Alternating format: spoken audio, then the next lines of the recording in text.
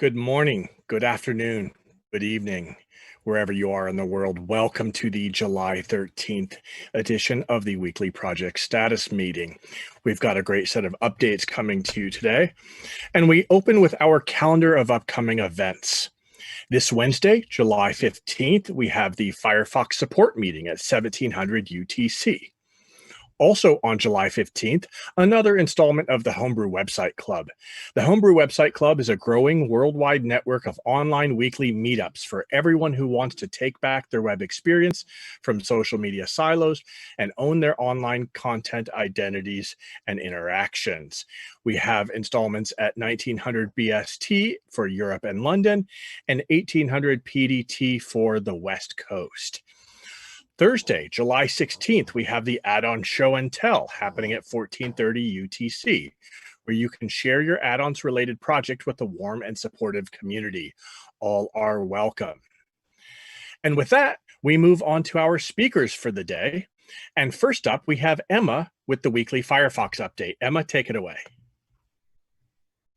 Thank you, Asa. So I'm Emma, and I'm presenting this week on the Firefox weekly updates. So currently, Firefox 78.0.2 is our current stable release.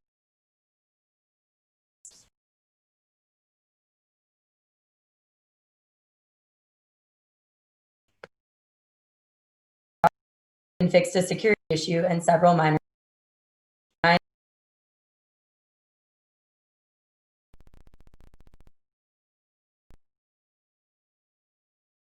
data. Firefox 80 is in the nightly channel. 80 will reach the stable release channel on August 25th. Over the last week, there have been about 400 fixes landed in Mozilla Central, including these notable changes. A frequent crasher impacting JAWS screen reader for users was fixed. On Windows, the Alt-Tab previews number has been increased from 6 to 7. A regression in display of Hindi text on Mac OS was fixed. And finally, HTTPS only mode is now exposed in Firefox preferences and in site permissions. Users can also set HTTPS only for private browsing modes. And on a different note, if you do enjoy these updates and would like to get more details about the changes in Firefox Nightly, be sure to check out These Weeks in Firefox on the Firefox Nightly news blog. These Weeks in Firefox is updated every few weeks and offers a deeper and more expansive dive into nightly changes. And with that, back to you, Asa.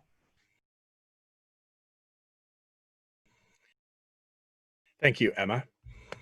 Next up, we have Josh with the Emerging Technologies Weekly Update. Josh? Hi, everyone. We've got three things.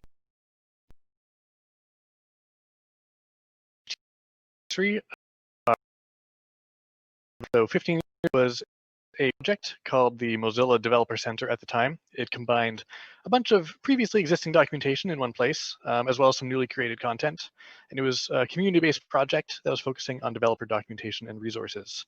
So it's grown significantly since its first release into the wider world, and now serves over 15 million developers every month, and is a celebrated resource from developers all over the web.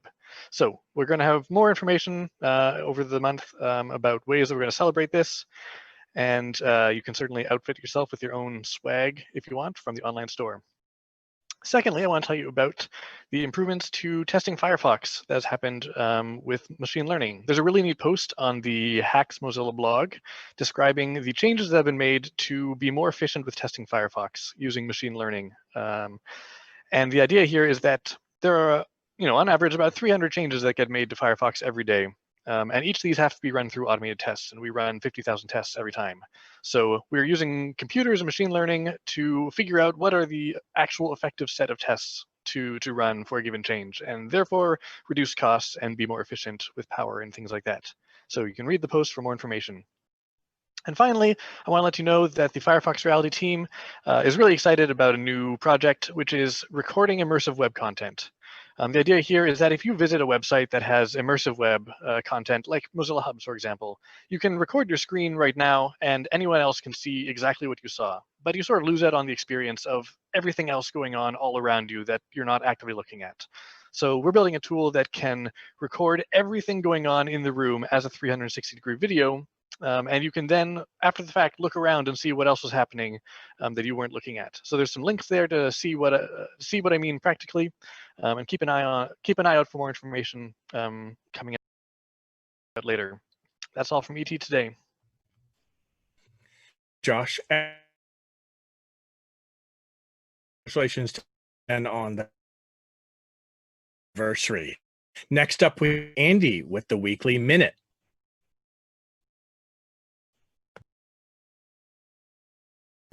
On air this week, bringing you 3 great updates.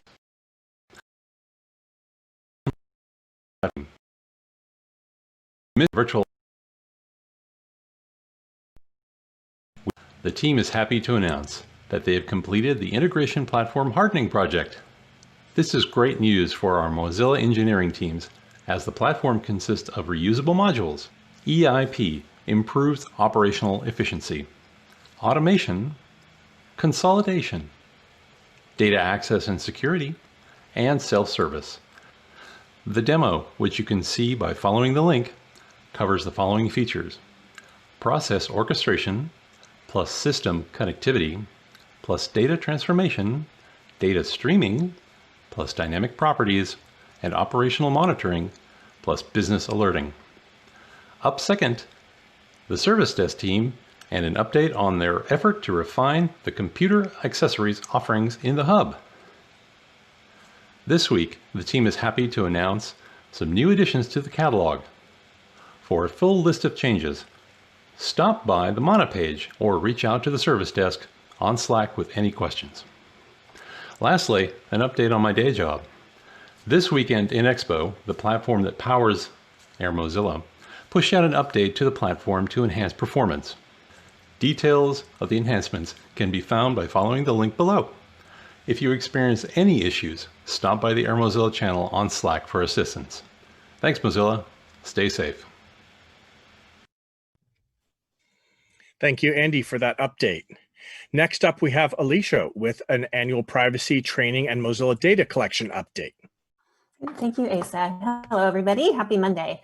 Just a friendly reminder, about a little less than 350 of us are subject to taking the annual privacy training, and you should have gotten an email a couple of weeks ago telling you about that, as well as a invitation to your particular training. So if you've not started that yet, please do. Due date for completion is July 20th, and reminders will go out this week. If you have any questions, please reach out.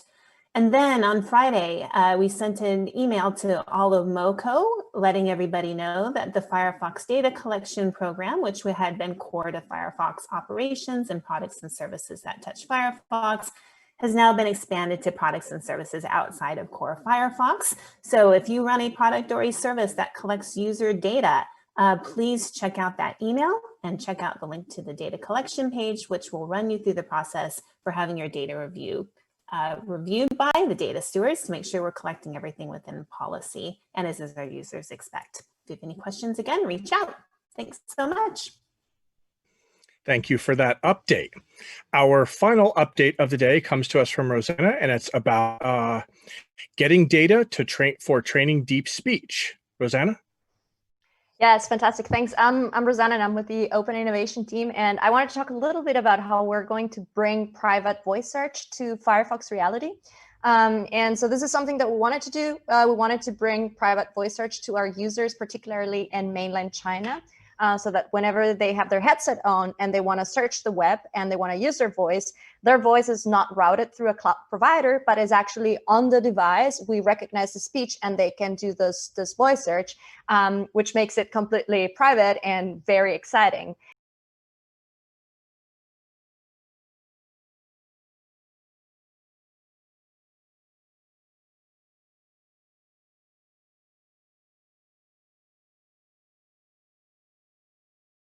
And the cool thing about the Open Innovation team last year, we built a 2,000-hour data set. And this data set is basically voices and text that go with it that are aligned. And so it's 2,000 hours of it. It's a major thing to build such a huge data set. And then the deep speech team was able to take that data and train the model. And then we refined a little bit, taking some data, that we knew was coming from the product, and now we have a trained model. We have worked with the Firefox Reality team, and so we have everything integrated, and we are set to roll out this to our users in mainland China by the end of August of this year. So it's quite exciting. It's basically anyone who wants to use this in Mandarin. And the cool thing about this is this is the first private voice product that we're rolling out. But we are certainly going to use other ones. So I'm sure that at some point we're going to have English.